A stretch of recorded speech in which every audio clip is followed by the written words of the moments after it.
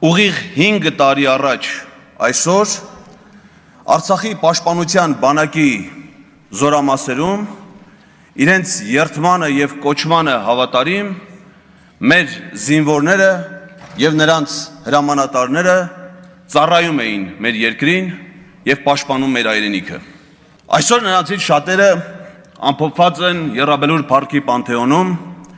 եւ համայնքային գերեզմանոցներում, որովհետև կա մեկը, որը գողացել է նրանցից, նրանց կյանքը, գողացել է նրանցից, նրանց պաշտպանած հայրենիքը։ 5 տարի առաջ այսօր, այս ժամերին, հազարավոր երիտասարդներ իրենց ստեղծագործ աշխատանքով, իրենց կրթությամբ,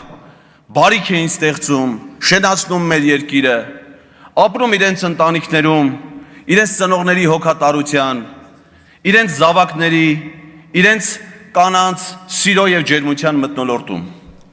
Պատերազմը ստիպեց նրանցից շատերին կամավորագրվել հայրենիքի պաշտպանությանը եւ նրանց ընտանեկան ջերմությունը, ընտանեկան երջանկությունը վերածվել է սառը գերեզմանակարերի, Եռաբելուր парքի Պանթեոնում եւ համայնքային գերեզմանոցներում, որովհետեւ կա մեկը, որը գողացել է նրանցից, նրանց ջերմությունը, նրանց երջանկությունը, իրենց հայրենիքում ապրելու նրանց իրավունքը։